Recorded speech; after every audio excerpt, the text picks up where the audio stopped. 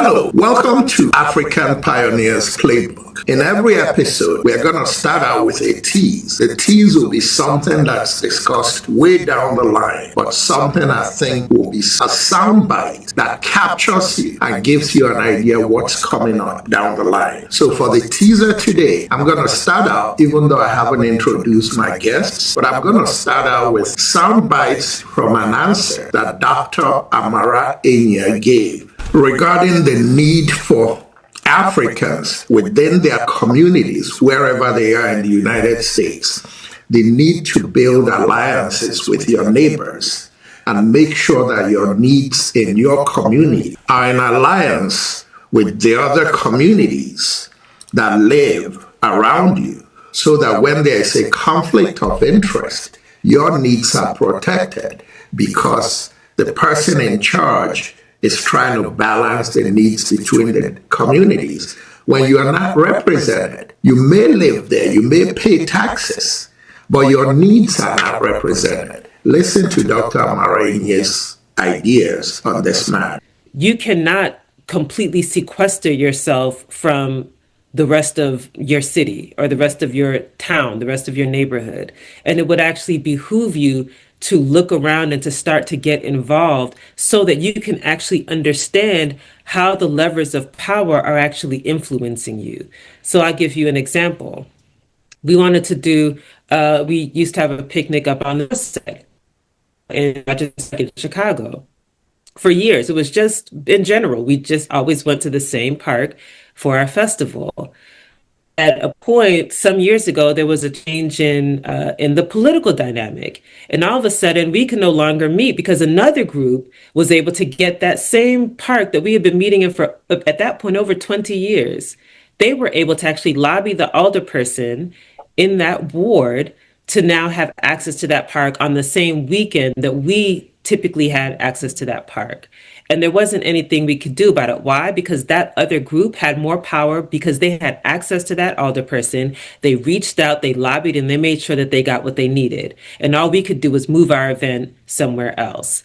That is a perfect example to me of what it looks like when we don't engage enough to understand the levers of power that should be pulled so that it can actually support the work that we're doing. So as I engaging in political space and thinking about where our position, our communities are positioned as Africans writ large, it requires us to actually pay attention to the local dynamics. Who is your alderperson? Who is your mayor or your city manager? Who's on your school board that your children are attending? Who is on the park district board when your children need to take classes or what have you at the park district? From beaten pieces, a story began. One man with a vision, one heart with a plan. Ink-stained fingers, sleepless nights. Truth on the page, our people's life. Hello, everybody. Once again, this is Fred Wanko coming to you from our studios in Chicago with our first edition of African Pioneers Playbook. African Pioneers Playbook will be a weekend discussion where we bring you experts in different fields, experts of African descent who either migrated here or were born here, ranging from ages 20 to 90. Today, we're going to feature two exceptional ladies who happen to be sisters, who happen to be twins, and they have been trailblazers. The first one will be Dr. Onyinye Daniel. Dr. Onyinye Daniel has expertise in data, analytics, AI, digital strategy, and governance. She's a recognized leader in enterprise strategy and operational excellence in healthcare. Currently, Onyinye sits on the board for Sino Health System, where she serves as chair of the technology committee, while also serving on the finance, budget, and governance committees. She's a member of the Institute of Physician Diversity, an executive group that's responsible for increasing the number of physicians of color throughout the medical school and physician faculty pipelines. Dr. Daniel also sits on the Loyola University AI Business Consortium Steering Committee. The second of the two exceptional people we have on this show today is Dr. Amara Enyia. Dr. Amara Enyia is a strategist and public policy expert on city and state policy as well as international affairs with expertise on Africa, Latin America, and Central Asia. Amara holds a bachelor's degree in journalism and a bachelor's degree in political science.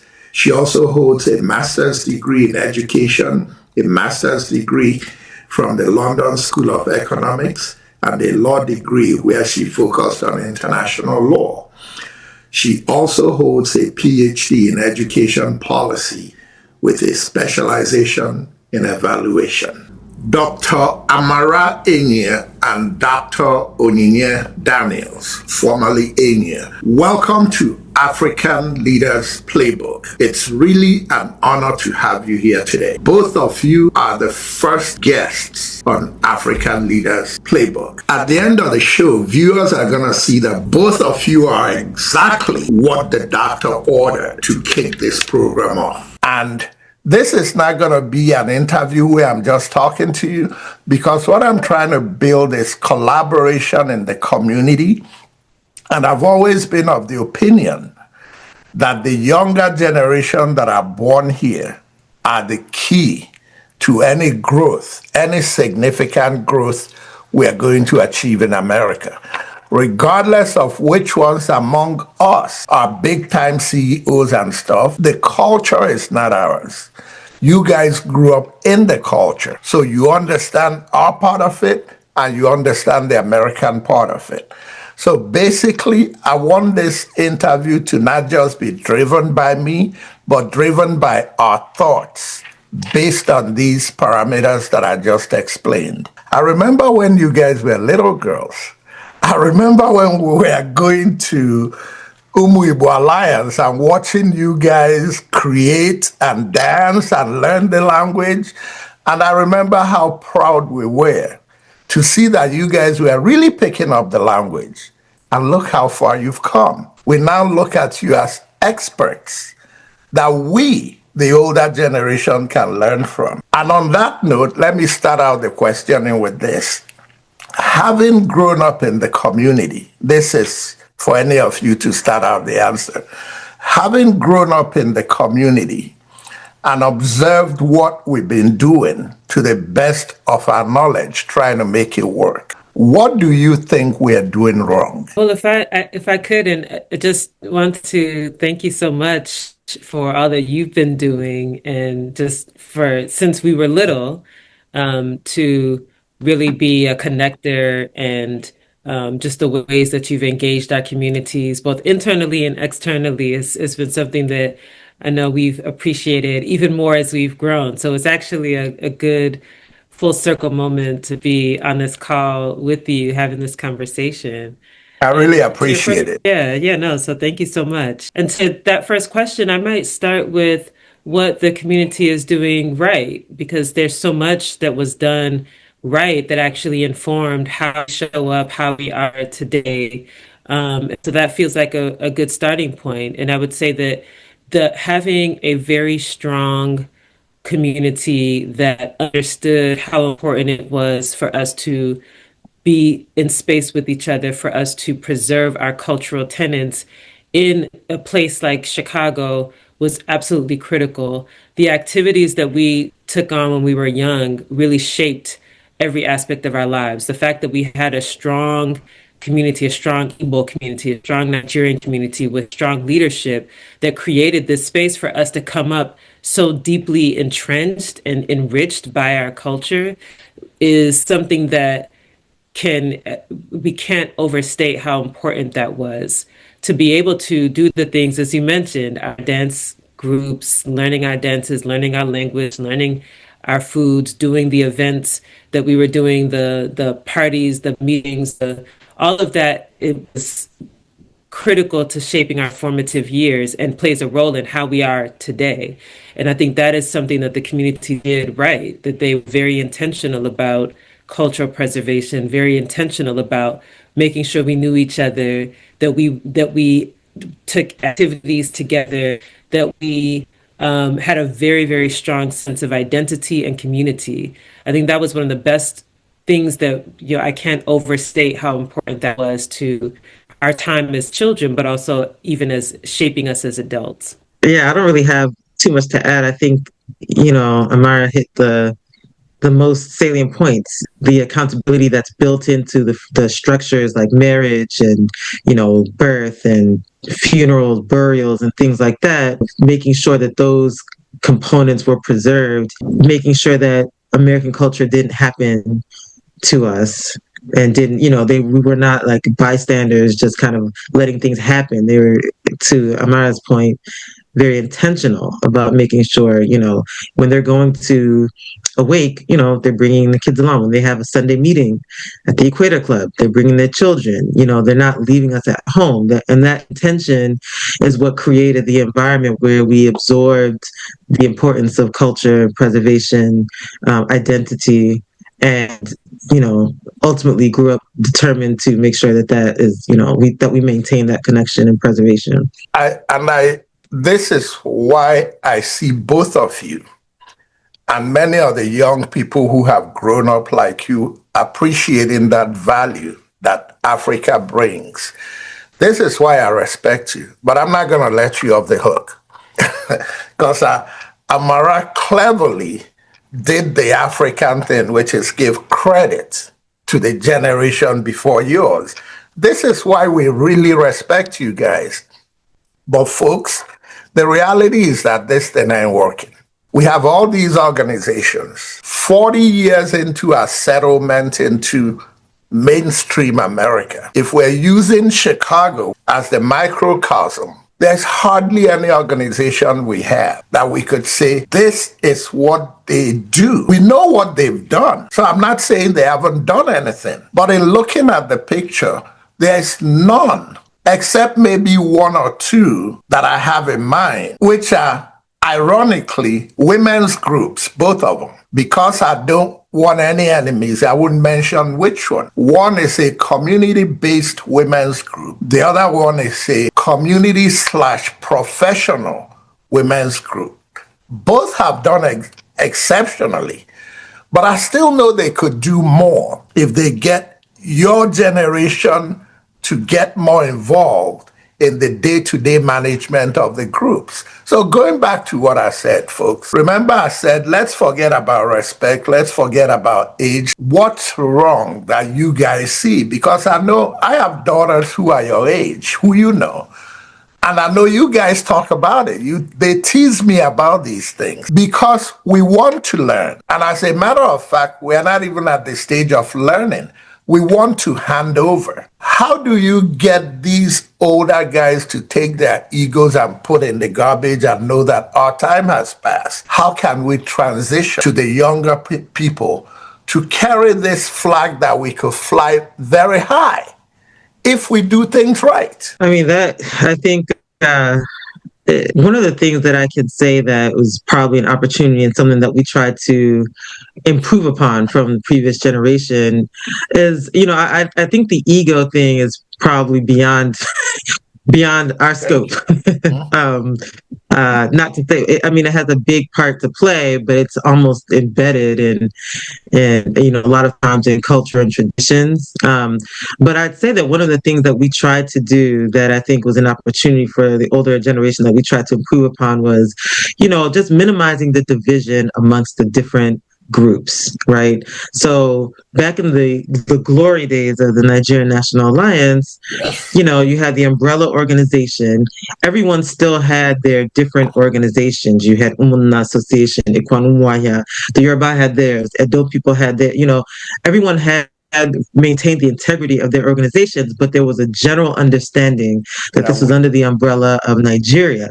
So there was cohesion and there was purpose, collective purpose in achieving, the respective goals for Nigerians in America. And so whether that was, professional, political, influence, etc. So that umbrella and that cohesive vision and intention around it allowed us to have that voice and impact while maintaining the are preserving the integrity of the individual groups so that you can still focus on your cultural tenets and practices, etc. If we bring it to the Igbo organizations, the organizations where you had your Dodiri, you had your different organizations. I think where things kind of went wrong, and I don't want to say it went wrong, but we where previous generations kind of slipped up was creating too many fissures and divisions within the organizations, even within the group. So for the Igbo organizations, I can't really speak intelligently about the other groups, but for the Igbo organizations, we went from, a few stalwarts to, two versions of some organizations because of interpersonal conflict and division. There was a little bit of hyper focus on states, right? States that were created in 1996, but that doesn't necessarily mean that we had to fracture into certain states, right? So that fracturing not only created invisible silos and kind of barriers to communicating and kind of barriers to like the seamless mesh of Ndibo and Chicago. You end up with different visions. You end up with different focus areas. And then collectively, as Ndibo Chicago, it's harder to, come up with that cohesive vision. Now, I know we have IAC, but at the end of the day, I think those divisions that kind of fractured off created some issues. And we tried to address that with Mwiba Alliance because we were not focused on a specific local government area or a specific state, or some specific group. We were focused on in Illinois, in Chicago. And so we were very intentional about that because we wanted to make sure that we removed any of those artificial barriers where you're only seeing people from Anambra, or you're only seeing people from Ikwanumwa, we just wanted to just kind of make sure that we're all together and able to interact. So. Staying on that note, Amara, I know you want to add to this, but if I could ask you, Onyinye brought up the IAC thing. IAC, for the audience, is Igbo Association of Chicago. She brought up the IAC thing, which the way she brought it up is fine. But the question is IAC really doing enough? Considering that IAC in one form or another, until they became IAC, we could easily say goes back 25 years. In those 25 years, in my opinion, I may be wrong, all IAC does is present a very successful Igbo picnic every year in Chicago. And we enjoy the Igbo picnic. Should that be all IAC should be doing? Part of and I agree with all that's shared about how we got to this point and the fracturing and what that means. And it's also important to note the generational impact of the fracturing, because it's not just the adults, if you will, at that time. It's also then their children and their children's peers who also end up going to the specific slice of their communities, events, etc. So it actually has a generational impact, and that's important because when we talk about what the next generation is able to do and being able to hand over things, you now have a smaller pool of potential folks to hand things over to. And I think that's something that perpetuates, and it has to be at the forefront of our thinking. With IAC, it was definitely good for them to come together, even just to present the Igbo Fest, which started off as a picnic and then became a festival. And in fact, one of the largest cultural festivals in the city of Chicago, one of the most well attended, and as a show of what our community can offer, there's still an opportunity to now take that same model and pour it into other institutions that can create the sort of cultural pillars that we need. So, for example, there was a time when we had Igbo language classes at Olive Harvey College, where young people were able to go. We had a professor who taught us, and it was a collective effort. It wasn't just our particular local government area group is doing these classes or someone else's group is doing these classes. It was actually a collective effort. And so to me, what becomes important is institution building. So beyond the social cohesion, which is what we came in with, because coming into a new country, it's almost forced social cohesion because you need to find each other, find yourself so that you can even figure out how to get from day to day. So the social cohesion is what we benefited from, but the institution building is what future generations will benefit from. And so we have to be thinking about that, that it's, yes, we have our major festival in the summer and it's great, but what other institutions can we build that are enduring, that allow us to continue to transmit that culture, especially as the years in a place they go further and further. Because the longer you're here, generation after generation, there's more vulnerability to losing elements of the culture. And so for me, what that looks like is something like a space that we have standing courses where we can learn the languages, whether it's Igbo, Yoruba, whatever other languages in the community. That means we have to forge relationships with the education system. Maybe it is establishing a formal partnership with the city colleges of Chicago so that every year we know that on offer are these set of languages that serve our community.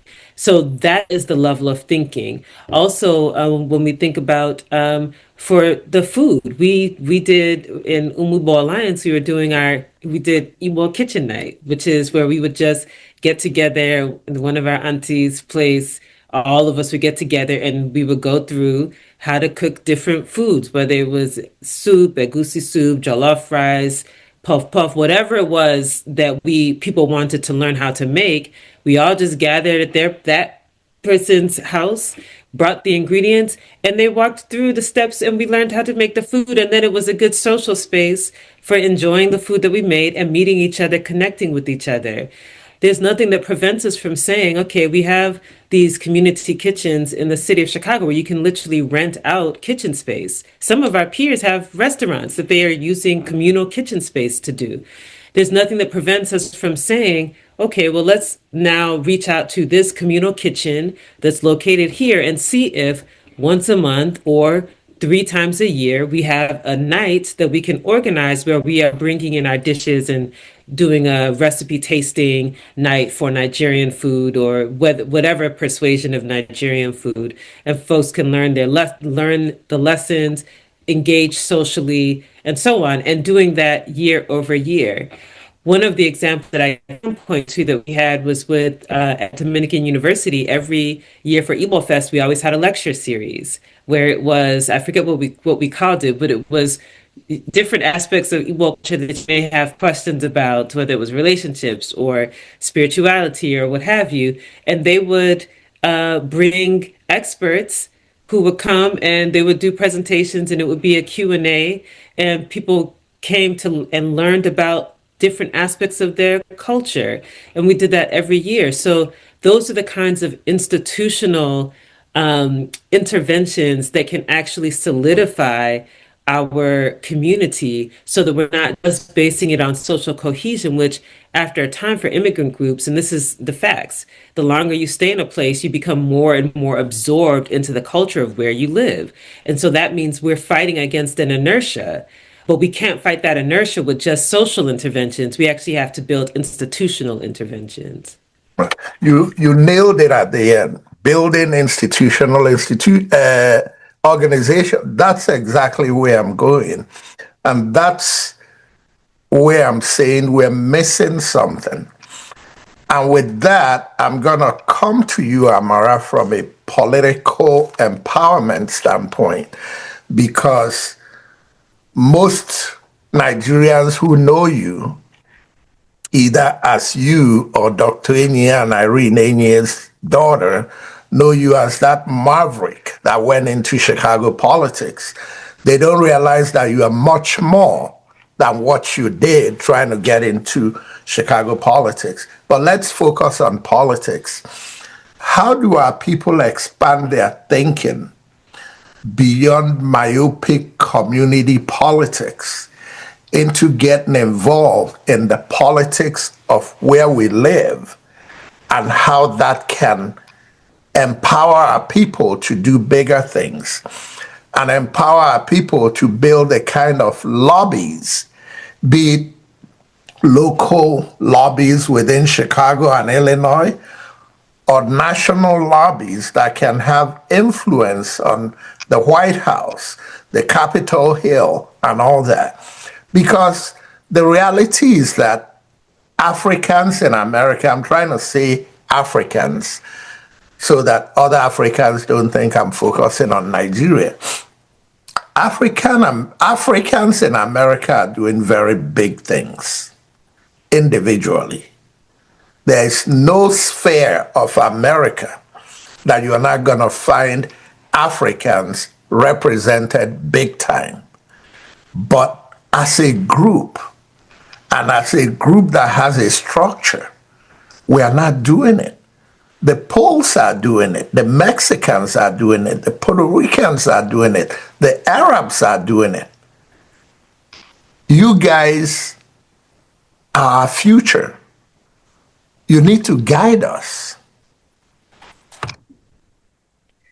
So that's a really good question, and I will say I had the benefit of having community support, venturing into politics at a time when it was quite unique. So there's a timing component of this that's very important, and that is to say that the first wave of immigrants of any persuasion, any group, when you come there, it's really about survival. It's trying to figure out, how do I get a driver's license? How do I get a job? How do I get into schools? How do I learn to speak this language? All of those very basic questions. And so it's understandable. And also we have still very strong ties back home. So you're living essentially in two worlds. You have your home commitments in your home country, and then you have your commitments and obligations in the place where you inhabit. So as each generation comes, again, as you stay in that place longer, that connection, that survival mode, hopefully it eases, because now at some point you've gotten a job. At some point you're in school, or you're doing the things that allow you to integrate more into the society. And so I was running for office at a time really as that first generation that actually was coming up here and has enough root here to where there is a strong sense of obligation to where you are, while still having those very strong ties at home. And again, that's because of the infrastructure that our community created, where we had that grounding, that cultural grounding. So that's a unique position to be in. For one of the biggest challenges, I would say, that exists for our community is understanding what it requires to build power where you are. And so one of the things is, it's almost an ethic of where impact where you are. So yes, we are still committed and still very committed to what's happening at home and contributing to what's happening at home. But there are things right in the neighborhood where you live that are also impacting your day-to-day life. And the ways that you address those things that impact your day-to-day life is by paying attention and actually getting involved. And it's an ethic about it. So what I've encouraged, particularly Africans who come here, is you cannot completely sequester yourself from the rest of your city or the rest of your town, the rest of your neighborhood. And it would actually behoove you to look around and to start to get involved so that you can actually understand how the levers of power are actually influencing you. So I'll give you an example. We wanted to do, we used to have a picnic up on the west side in Chicago. For years, it was just in general, we just always went to the same park for our festival. At a point some years ago, there was a change in the political dynamic, and all of a sudden, we can no longer meet because another group was able to get that same park that we had been meeting in for at that point over 20 years. They were able to actually lobby the alderperson in that ward to now have access to that park on the same weekend that we typically had access to that park. And there wasn't anything we could do about it. Why? Because that other group had more power because they had access to that alderperson. They reached out, they lobbied, and they made sure that they got what they needed. And all we could do was move our event somewhere else. That is a perfect example to me of what it looks like when we don't engage enough to understand the levers of power that should be pulled so that it can actually support the work that we're doing. So as I, engaging in political space and thinking about where our communities are positioned as Africans writ large, it requires us to actually pay attention to the local dynamics. Who is your alderperson? Who is your mayor or your city manager? Who's on your school board that your children are attending? Who is on the park district board when your children need to take classes or what have you at the park district? You actually have to educate yourselves on that and make an effort, as challenging as it can be, to attend and go to the spaces where those meetings are happening, those gatherings are happening, so that you can be informed, so that you are not just left to the whims of other people who do have power. The other thing that's important for me, that's deeply important for me, is learning about the culture and the history of the place where you are. So for me, living in a Black neighborhood on the west side of Chicago, and have gone to a Black elementary school, living in Black communities, this is not as steeped as we were in our own culture. It was always understanding the culture of the Black communities that have been here. One, understanding and respecting the history of those cultures, those people who really paved the way for the immigrants, particularly Black immigrants, African immigrants, and from elsewhere around the world to come into the country. So just to learn and understand the history so that we don't have a mindset that the things that are happening to them are only to them, that somehow we can isolate ourselves and protect ourselves from the same systems and structures that have been harmful to those Black people. No, we actually Amara, have to Amara, recognize things. hold that thought. It seems like somebody leaked my questions to you because you're getting into the next question. That's why I said hold your thought, but let me expand that question so that you address it right away. And the next question before I go to Onyinye for something specific to her field, I was going to ask both of you. Africans and immigrant African and African Americans. I've been here 48 years. It will be 48 years in August. And the way they felt about immigrant Africans 48 years ago hasn't changed 48 years later. And from my own experience, my liberal way of thinking, it is my belief that our progress in America is not going to come full circle until immigrant Africans are fully assimilated into the cultures of African Americans and the things that pain African Americans, so that when the African American hurts, Africans should hurt and not treat it like it's African Americans, because they have built something we don't have and we may not be able to build, which is they are fully rooted in America. And until they see us as fully part of them, we have a problem. Yeah, I mean, that's a very, very good point. I think that what I was saying earlier about recognizing the unique history here of those who were brought here forcibly and what they have endured and what they have built that really laid the groundwork for previous generations. And, frankly, some of those involved in the human rights and civil rights struggles were also, some of them were from immigrant families or had a parent who was not descended from enslaved Africans here. You can look at people like Malcolm X, people like Marcus Garvey, many others who have been part of those struggles, and they did not have an approach that is, well, just only those who are enslaved Africans, that's their issue that they have to deal with. No, they said we have a collective interest in our liberation. And as a Pan Africanist, which I am, it is that same mindset that we can acknowledge the different origin points, whether those who are descendants of enslaved Africans here, or those who are more recently coming from Trinidad, or coming from Senegal, or coming from wherever. But once you get here to the place, we have a mutual interest in our liberation. And what that means is we have to be in solidarity with each other. As immigrants coming in, it means I cannot be okay with seeing the police shooting down Black Americans in the street and then say, well, that's their problem. Or I cannot look at shutting down schools in Black neighborhoods and say, well, that's their problem. We're just over here.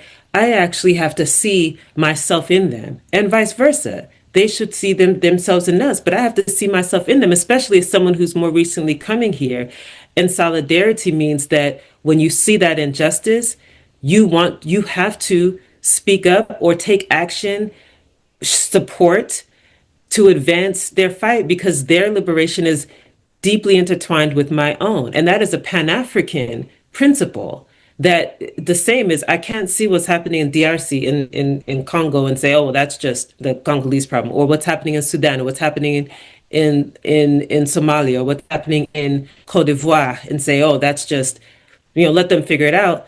The Pan-African ideology is such that we see our destinies as mutually intertwined, and the concept of some would say Ubuntu, or the interconnectedness, that we are interconnected. That's an African construct. And it means that we cannot see injustice happening over there, or exploitation happening over there, and turn a blind eye and say, well, that's their problem. We actually have a responsibility and an obligation to support, to be in solidarity in whatever form that looks like. It's not everyone that's going to rush to the forefront of a movement. And you don't need to, but in the little ways that we can actually show our support and solidarity, that's what actually creates the space for us to be in community with each other. It does not mean that we have to erase our cultures. It doesn't mean that we have to erase the tenets of our culture, our language, our food. We actually are richer because of our cultural diversity, because we have Black people from everywhere here, because of the unique culture that Black Americans have built. And we should be leaning into that richness. But our solidarity is what will allow us to be in community with each other, and actually to move in the same direction with each other. It's great. Onyinye, you want to add something to that? I don't have anything to add to that. Okay. I am wholeheartedly on board with everything she said. Let me go to the next question, which is specifically for you, and Amara. You could add something if you know something about it. About 35 years ago, I was working for a friend of mine who is heavily into the healthcare accounting system and software development. And on a given evening after work, we're just sitting in the office shooting the breeze. And he said, over the next 50 years, now the way it looks, it may be over the next 80 years. He said at the time, over the next 50 years, the quickest growing field in careers will be in the medical field. And many of the fields and careers that will come up in the medical field have not even been named yet. They are going to keep evolving. For somebody who is really not a medical person, not a science person, it didn't mean much to me. 35 years later, my friend is looking like a genius. And I notice you are in that health area, sometimes directly, sometimes peripherally. What do you say to our young people, especially the ones who are still planning to come over or coming over today, whose swan song is medicine, medicine, medicine, medicine? How do you, with your experience, lead them to understand that there are so many fields in the medical area that you could really do extremely well. Sometimes, quote unquote, earn as much as you may earn as a medical doctor. That it's not all about medical school. I don't say that to discourage medical school. I hope every young person affiliated to me has the brains to go to medical school. But I'm saying there's so much you could do in that medical area. And many of the things that exist there, the ordinary eye of our people are not seeing it. The opportunities are crazy. Yeah, I think it's going back earlier in the conversation when we talked about, when we first came here, when that first wave of immigrants came, a lot of it was survival. So you were brilliant, but working in a factory, brilliant, but cleaning hotel rooms, brilliant, but driving a taxi cab. That's the kind of the story for many of our African, those in our community. And it didn't really matter what you did before. You were in survival mode, trying to eke out the best existence you can in a foreign land and building the communities around to support that. I think before coming, in Nigeria particularly, but across the continent, the prestige that comes with medicine is something that, has clearly followed us here and continues to be a career that not only lends itself to a lot of prestige, primarily because of the rigor that it takes to complete medical education. You go through the years of schooling, the fellowship, the residency, the fellowships, and oftentimes doing that while raising families. And I'm sure all of us on this in this call have countless colleagues and friends that are medical doctors of some sort and specialty. I think I can name off 4 anesthesiologists, brilliant women anesthesiologists without even trying, that are close friends. And that just speaks to the intelligence, the brilliance, and the commitment, the discipline that these individuals possess. And it comes with that prestige, but it also gives a level of financial freedom, financial fungibility, the ability to move out of survival mode and into really thriving and really taking advantage of all that the U.S. has to offer. And so, I don't want to downplay that. I think it's just so important because it covers many of the different characteristics of Africans, that deterministic, that determination, that discipline, and, kind of building a legacy off of that. But to your point, I think being in survival mode, parents, emphasis on their children is to pursue something that will guarantee you a level of steady and robust income. And so those careers, medicine, law, engineering to a degree, where a lot of that heavy focus wasn't necessarily because we need more, individuals in healthcare that are there to really build a robust healthcare system that we can participate in. A lot of it, if we're being honest with ourselves, was, hey, this career is pretty lucrative. At least, it was more lucrative. This career is pretty lucrative. You will have solid footing. You will be able to take care of yourself, your family, and fulfill your obligations to your other family. So that was, for some, the impetus to pursue a career in medicine. What I would say is it's time to expand. So now our generation, there are so many opportunities to have that impact while still building a stable and thriving socioeconomic foundation for yourself and your family that don't necessarily require going to medical school. I'm an advocate for those that choose to pursue that, but we're now in a position where we got to be shackled by the limitations of pursuing only medical school, especially if you want to be in the healthcare space. I have been at that intersection of healthcare, technology, data, analytics for about 15 years now. And there are things that are happening in the world around AI, around the use of data, around privacy, around the use of analytics that all are foundational to those that are actually making decisions that impact our lives, impact our communities, impact our health, our personal health and our collective health, public health, that need individuals that are brilliant, that are disciplined, and that are curious.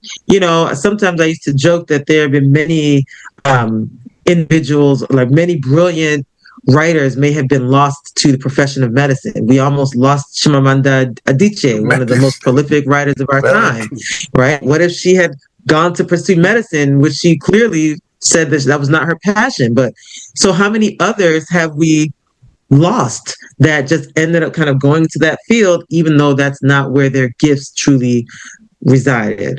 And so from a technology perspective, one example I'll give is when we talk about AI, we talk about building models that impact how individuals receive medical treatment for specific conditions. It could be diabetes, could be heart disease, high blood pressure, different chronic conditions.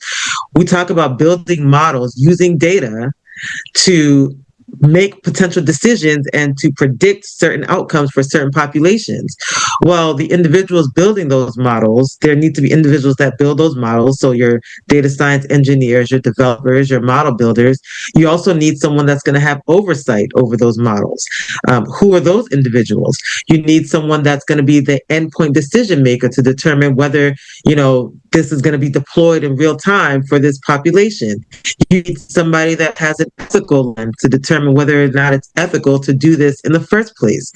If we're not building pipelines and expanding the minds of our generation and those younger than us, to say there are so many career pathways that will provide you a stable and, in many cases, great income, but also will have an outsized impact on your population. If we're not engaging them at the early stages in the pipeline and exposing them, then we're doing ourselves a disservice, because we've got to get beyond the limitations of specific rigid boxes and say, what is happening in the world around us today?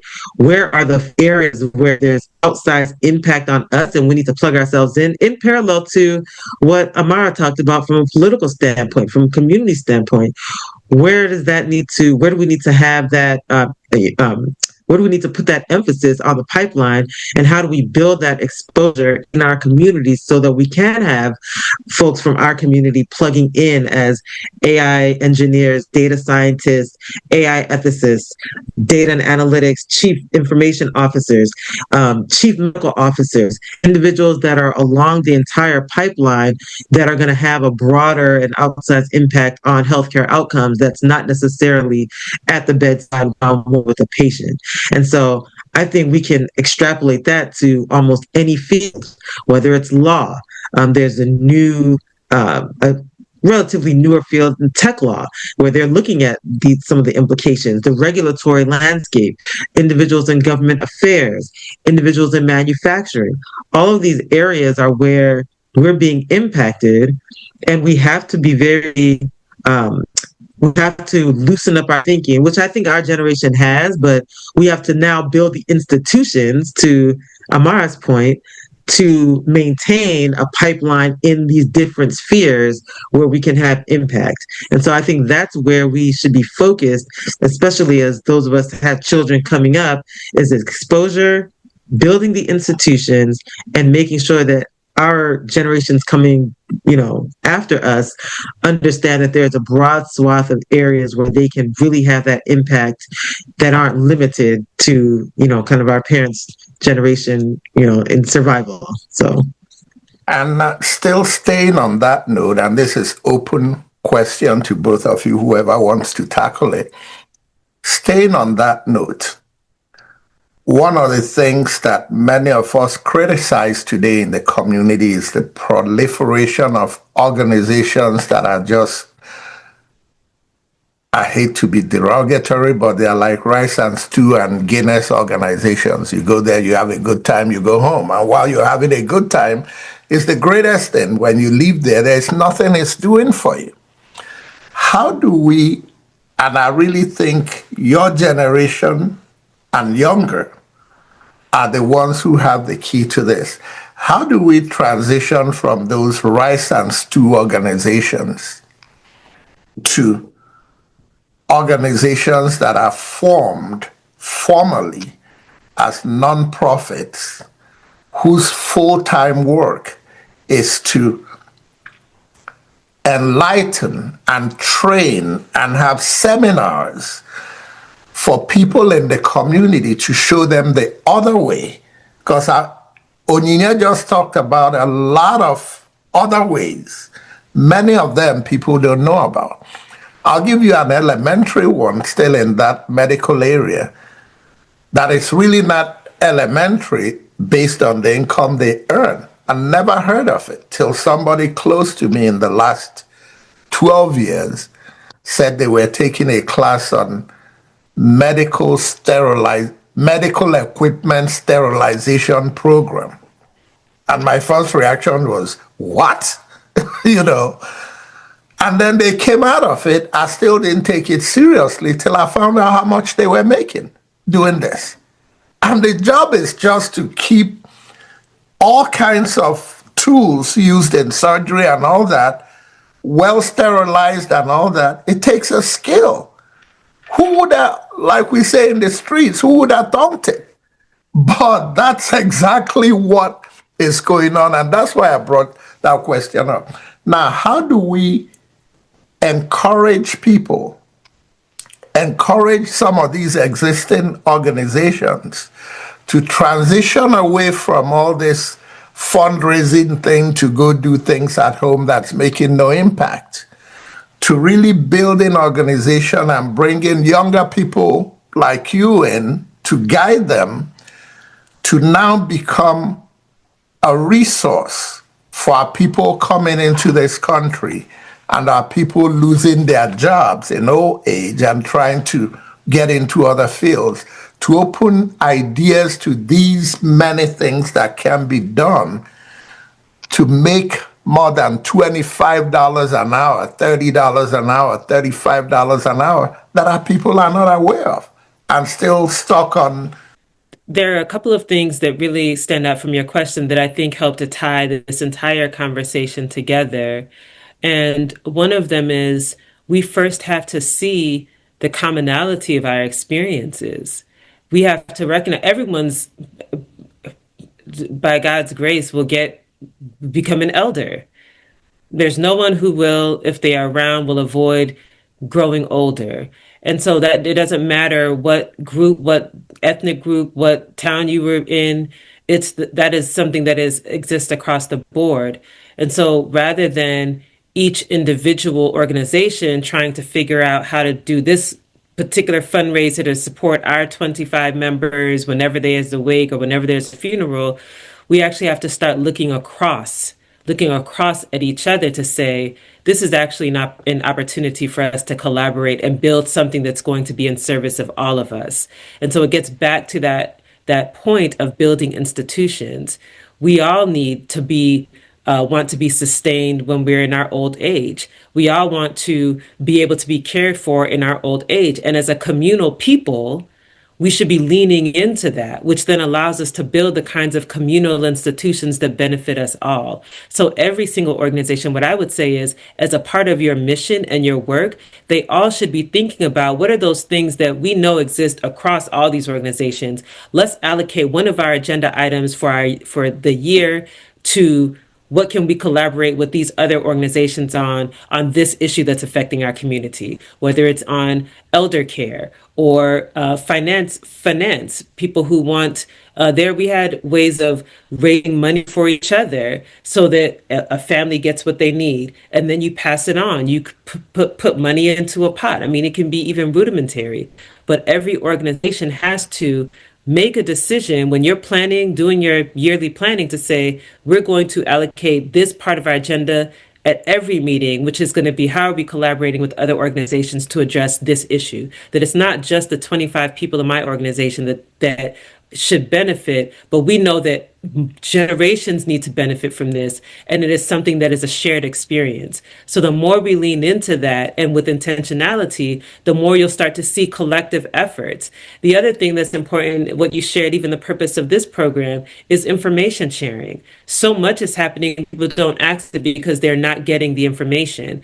Part of that is because of the siloing. When you're doing your meeting, if there's no one there that can speak to medical technology, medical sterilization and technology, no one will get the information. And so this is why having those spaces where we are coming together as a collective is so important, because it means that more people can get the information that they need, or the information that they want, to create more of those collective spaces. Like when we had Enyia, it wasn't you, everyone had their agendas, but we came together regularly, so you were able to get information. That's what we should be prioritizing, because if we don't, we'll see this continued siloing, which is not conducive to working together, to building strategy together, and is definitely not conducive to building power. I just want to add one thing to that. That was an excellent statement.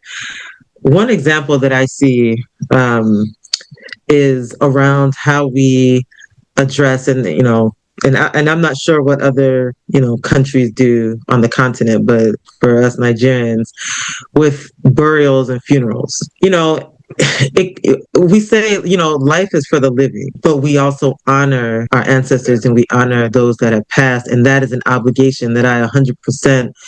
There's something inherent in supporting our fellow community members when they experience a loss. And that's something that I do not compromise on, that I think we should hold on to. However, I think that those of us that are in finance and accounting and law, that creativity, when we talk about thinking outside the box, what type of financial instruments can be created that are aligned to that collective? So to Amara's point, collective, what are the things that we know that we pretty much do across the board? Well, we do know that when someone passes, we get the WhatsApp invitation to join the circle of friends, and we're providing, $100, $200, $500. If you know 4 or 5 people that have had someone close to them pass, you might be providing $1,000 in 1 year to support. How do we build some sort of financial instrument that leverages the community and the intention behind it, while ensuring that that institution is preserved, the giving to support the community in instances of deaths and things like that? What kind of financial instrument can we build, right? Maybe it's tied to investments. Maybe it's something where individuals contribute once and it's in some sort of investment account that generates interest, so it's not stagnant. And so that it grows over the years.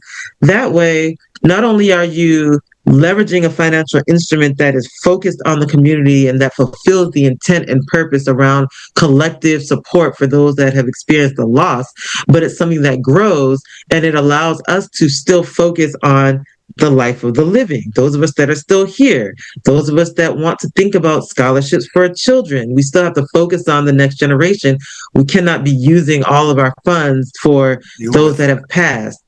Exactly. So that's the type of thinking that we need to really engender and continue to build for our generation and below, so that we can build those institutions that are sustainable. We don't want to lose the intent behind supporting during those times of loss, but how do we build on that? How do we create an institution around that allows us to still fulfill that, while allowing us to focus on, things like scholarships and financial support for those who experience homelessness or layoffs and things of that nature? I like that. I think as we round up, I'll throw this out there. This is just an idea, and we're better to throw it out than with the younger people who have the ideas. Some of these organizations are doing incredible things. How can we think collectively more, but make it a popular collective thought till it sinks in, that our people start thinking more about grant funding than Zelle when they are trying to run organizations that are worthy organizations, and they keep sticking the same names into Come Help Me Zelle solicitations. Just an idea. I'm not sure I articulated it perfectly, but I think you have an idea where I'm going with that. Yeah, just briefly, part of it is to so the grant funding piece is challenging even for US based or American run organizations. And I want to be clear about that, especially as we're at a time where a lot of foundations are not giving as much, where they're not giving the large grants. And so it takes a lot of time and energy to write the grants, especially to be sustainable year over year. And so what we want to be talking about is diversifying the places where resources are coming in. And so yes, that might mean philanthropy, whether public or private philanthropy that supports culture, arts, education, whatever area, and identifying grant writers who can write those grants. For others, it might be looking at higher net worth individuals. So a couple of generations in, we do have individuals in our community who do have more disposable income. That was part of the point of everybody being a doctor, lawyer, engineer, was so that you have some disposable income. We need to be actually more targeted in who we're making these requests from. We have professional athletes. Watch an NBA game or an NFL game. I just watched an NBA game the other day, and there was like three more people on the team.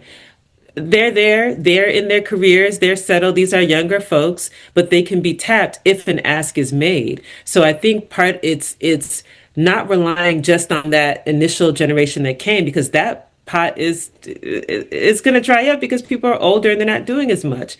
But now we have a generation of folks who have more disposable income, and we should be targeted and targeting those folks to invest. We need to make an ask. And two is diversifying the other sources of our funding so that it's not just grants, because those can dry up also. And if you build an organization just on that, a lot of organizations are actually finding that they're having to lay off workers and shutter their doors because grants have dried up. We need to think about what are the ways that we can monetize the creative arts that we have, our singers, our graphic artists, our dancers, our designers, people who make T-shirts and make clothing. There's a way that we can actually monetize the creative arts that supports the great work that our organizations are doing. So if we have a collaboration where we're selling sweatshirts with a particular logo, what have you, and that money is going to support whatever project that organization designed, now you have more control over that kind of funding, and it's more durable than a foundation who may change their priorities from one year to the next, and then that money disappears. So it's all about diversification and being targeted about who we know can actually support and making the ask, because there are a lot of our people that are there, but no one has asked them, especially that younger generation. No one has asked them, no one has approached them. And so we have to do that. Great. We're going to be winding down now. And before you go, I just want to say thank you so much for not just being my guest, but being my premier guests.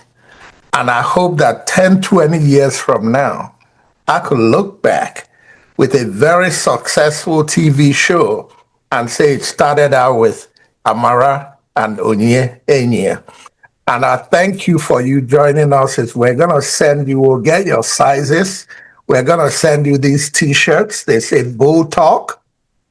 And we're also going to send you this mug, and it says Bull Talk. And it's my way of saying thank you. But more importantly, I'm challenging you to make sure you put the word out there for people in your generation who have ideas. If you see somebody who could contribute something good for our community, please reach out to me. I'd like to get in touch with them. I'd like to bring them on, because if you notice, for the last 3 years for me, it's been Nigerian politics. I'm not getting away from that. But I think that this is something that enriches our community much more and gives me more to contribute in a more general way than just honed into the politics. Thank you so very much. I really appreciate you, which you both know I do from day one. If anybody is rooting for you outside your parents and your family, you're looking at him here. I'm very proud of you. Thank you. Thank you so Thank you much. for I having really us. appreciate you. Yeah. Take care, guys. We'll talk next time. As you can see, these are some of the things we want to be bringing to you. We take this job very seriously. All we ask you, after you're done watching, or even before you watch, because you have an idea what kind of work we do, could you please share the video, like the video, subscribe to the video, and leave some comments? These are the things that help us grow. If you could help us share these videos and make them go viral, we're going to have the resources that it takes to bring you more interesting videos about our community. But more importantly, you're going to put us in a position to be there for you when you need us. Ladies and gentlemen, once again, this is Fred Wankwo coming to you from our studios in Chicago, this time with African Pioneers Playbook, an interesting program that I think is part of the growth in our community. And until next time, good night and God bless. From beaten pieces, a story began. One man with a vision, one heart with a plan. Ink-stained fingers, sleepless nights. Truth on the page, our people's life. Headlines faded, but the mission stayed. Through the storms, we still made our way. No corporate backing, no fame, no show. Just heart and hustle, and the will to grow. Be part of the call. Lift your voice and join the flame. 40 years we built this hope. Our story, our name. Sponsors, partners, family, friends. Let's rise again together. Welcome to Bright Star Care Airbnb, located at plot 2526 Victor 114 Crescent, Aja. We are fully furnished rooms, 24 hours power supply, 24 hours internet, secured environment, smart door keys for your safety, and of course, spacious parking space. You are free to call for reservations. You can contact 090-330-72596. We are the go-to place for your long stay or short stay. Bright Star Care Airbnb Homes.